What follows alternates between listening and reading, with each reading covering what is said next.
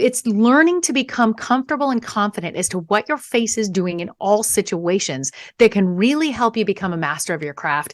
Understanding your resting face it can change relationships. Welcome to the show, Amy.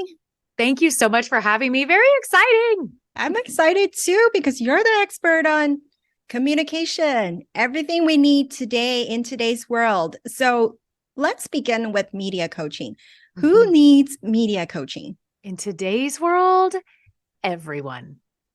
Because we are all in front of a camera, whether we like it or not, even for anybody who has a career that they just have to be on their Teams meetings or Zoom meetings, that's considered on camera. I consider that a part of our digital media world, and it's time to effectively communicate in those platforms. Beautiful. Who do you usually work with?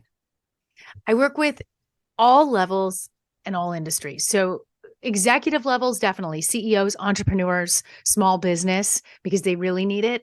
But workshop style, I work with songwriters and artists and other industry professionals that are maybe at a support level. I do workshops with teachers because teachers need to effectively communicate, and they're doing a lot of Zoom meetings with parents and with each other. And so I haven't met an industry yet that I say, no, this isn't a fit for you. Yes, I agree. Everybody needs it. But for someone who might not be familiar with media coaching, what does it exactly entail? It's really coming alongside someone and saying, let's take a look at how you communicate. Let's listen to your voice. We're going to watch your face, your mannerisms, your expressions, how you relate a message even when you're not talking, because those nonverbals are resting faces. I teach a lot about the resting face, which gets a good laugh when I'm doing public speaking. But a lot of people are unaware of what their face is saying, even in their active listening in a virtual meeting. They don't realize that they may look annoyed or angry or just disinterested. And I have seen professionals lose opportunities in these virtual meetings just by not understanding what their resting face is saying and how they present themselves. So I think that there's a disconnect that was there before we lived on camera. And now there's a lot of people saying, but I don't want to be on camera. I hate it. Well, like it or not, it's here. It's what we do. I encourage my clients to also send video text messages and start really showing what their message, so it doesn't get lost in translation. And so learning how to get comfortable with that camera and realizing it's a big part of effective communication. There's no misconception. If you get a video message and somebody shares something with you, if they're angry, you're going to see it. If they're happy, you're going to see it. Then there's no miscommunication as to what they meant in that text. This is so true. I'm like laughing over here because you talked about the resting phase. And Yes. so many times, like when I look back at the playback, I'm like, OMG, what was I thinking? Like I look like I was so angry when I'm not. So But you're not. Exactly. So we all have this, well, many of us have this poker face type of problem. What do we do with that? We have to learn to get comfortable with it and learn it. The problem is we're looking outside of our eyes all the time. So we don't know what we look like. Nobody really knows what their resting face is unless they take the time to study it like anything else. Okay. Because if I needed to learn my hand, I'd have to sit here and stare at the back of my hand. So the face, what do? We've got to get that mirror. We've got to watch the tape. We've got to see what we look like in all situations, not just when we're getting ourselves ready to go out and we're looking in the mirror and we always put on the perfect face and we stand there and we're like, okay, this works. This is how I'm going to look today. And the guys are like, yeah, I look good. That is not necessarily the same expression that goes out with you or goes into a meeting. It's learning to become comfortable and confident as to what your face is doing in all situations that can really help you become a master of your craft. Understanding your resting face it can change relationships. Think about how many relationships could become a lot healthier if you weren't wondering, is he mad at me? Is she mad at me? Oh my gosh, is she annoyed with me? When you're just maybe thinking about something else. I love that. And I think that goes back to everything starts with awareness, right? Once we have this intention of how are we looking, like improving our, I guess, resting poker face. Once we're aware of where we are, what we're doing, that's the first step.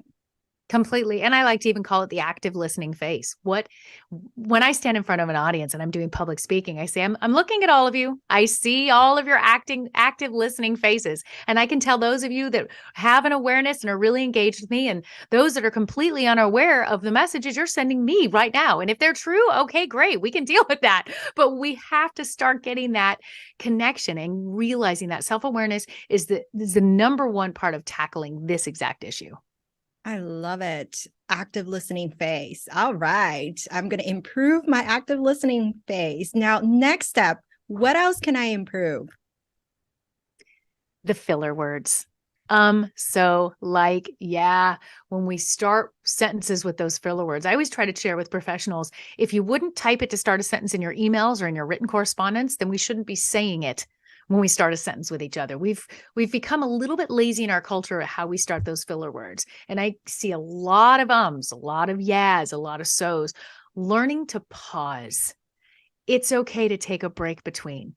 Like when you just asked me a question, if I stop for a moment, think about it, and then answer, so that I'm not filling it with those words while I'm gathering my thought to answer your question. And it really can set you apart as a communicator, an effective communicator. People will notice. I notice, especially as an interviewer, doing what you do, interviewing a lot of professionals, if somebody really can't get to the point, that's a problem. That is so true. In the beginning of my speaking career, I was very conscious of my ums and so's. I'm like, okay, no way I'm going to say and so. But in reality, I realized when I listened back, I was saying, like every other sentence. I'm like, you see? I used to do that too. I was guilty. So sometimes we're trying really hard not to say the ums and the so's, like the filler words, because we know these are filler words, but there are other filler words that we tend to say to avoid the more common filler words. Yes. So it's really important that we listen back and listen to how you speak, just like how you said earlier, to look yourself in the mirror and to listen to those podcasts that you were on, to listen to the content that you created. Yes. Actually listen back. And I love that you pointed that out about the different filler words you discovered for yourself, because there really are so many filler words, or I would almost say your most common words that a lot of professionals do. And when I work with someone, we identify those and I make a list, because I'll start off with just getting to know you. How was your weekend? And I'm paying attention to what those words are that are happening in natural conversation. And I start writing them down. I go, these are the ones we're going to take out of your vocabulary, and we're going to find their replacements. We're going to find how you work with it.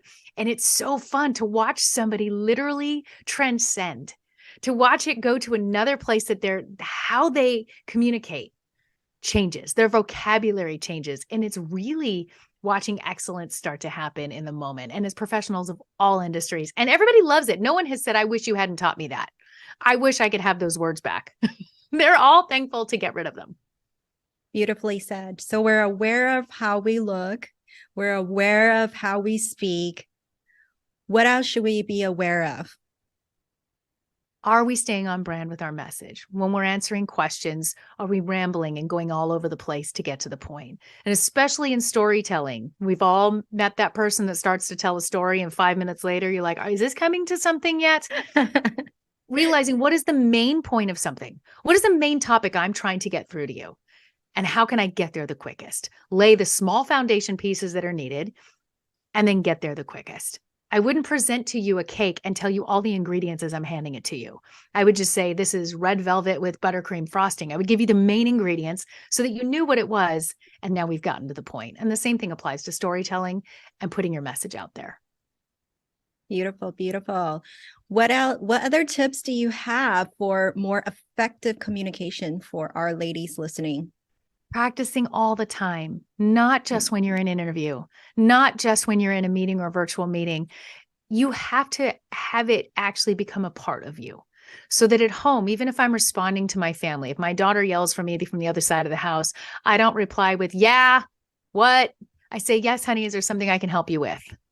Practicing how I respond even to my family and my friends has allowed me to be a more effective communicator in my professional life, because then there's the consistency.